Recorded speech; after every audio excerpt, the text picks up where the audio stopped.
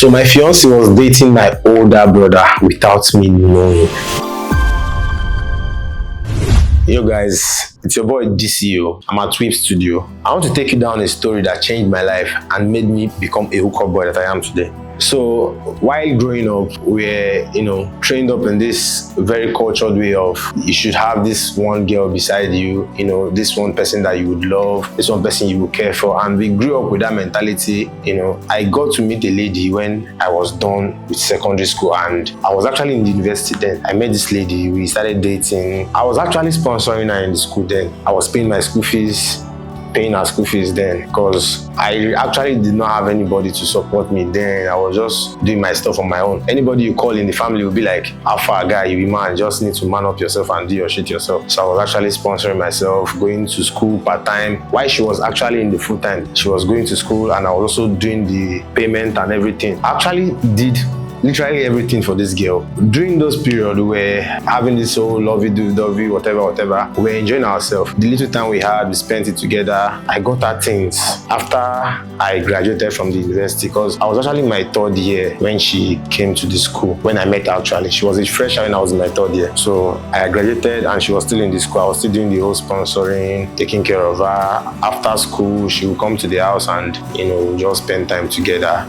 Then I started noticing things, but for the fact that I loved her and for the fact that I've been cultured and programmed to be with just one woman, I felt like probably she would change. I started seeing her. She was like, every time she's like, she wants to go for a party with her friends, she wants to hang out with the girls. I'm this type, I don't like going out. I'm always this introversial person, although I can be extroversial and introversial, but for the fact that the kind of scenario I found myself then, I was actually always indoors. But she was this type that she wants to go for party, and I'm like, I don't want to go. So most times she goes to those stuff by herself. And this whole Lagos vibe stuff, anything house party is always crazy. Once a year, we are all adults here, just know that something crazy will happen. But I tend to let all those things slide. Then she started changing, always having this open clothes that she's putting on. And I'm like, baby, when I met you, you were not like this. You're always like wearing clothes that, not like she's an SU, but she was putting on decent clothes, not revealing clothes. And I was happy because I don't like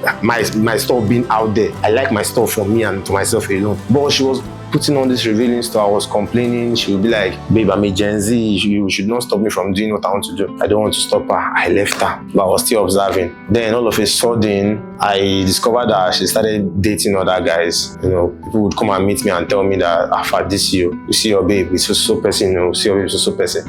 I'll ask her, she'll tell me that, and I just my friend didn't be that kind of thing. I'll actually wave it aside. Then after university, during our convocation, I went to the school. I discovered that I was not the only person that brought up packages for our convocation program then, because for your woman to be convocating, you want to surprise her, get her money, bouquet, gifts, and actually tend to surprise her. But on getting there, I discovered that there was a man that came with an SUV. The kind of gifts I saw that day, but I could not say anything. But I still asked her. She said it was her uncle, and I had nothing to say. I was just calm and I gave her my gifts. After everything, we just had a dance and I left. I went back to work. Then something happened. While we were planning to get married and everything, I lost my job. I became jobless. So she was actually staying with me then. She started providing for me and doing the little bills, sorting some little bills as at then. All of a sudden, she started talking to me anyhow. You are not man enough, you are not this, I'm done feeding you, I'm done doing this, I'm done doing that, I'm done paying bills. And this whole thing was happening for around 6 months. The duration was around 6 months. She was paying the bills and me. Till I got a job, I started doing again. Then I was like, Alpha babe, it is time for us to go see my people and see your people too. She said, okay. As at then, they were paying me, because the job I got was a very, very lucrative job. They were paying me around 6 figures then. So we decided to go see my people. Unknowing for me that The girl was dating my older brother, and my older brother was staying on the island then. Like, he had this whole establishment on the island, so he got a place in the island and started living there. He was actually married, but he was dating my girlfriend, my fiance instead. He was dating my fiance, and I was like, actually, I did not know until we got to my place. When we got to my place, I was like, babe, how far? This is where I stay. She was like, this is where you stay. I said, yes. Babe, let's go inside. She refused. She said she was not going inside.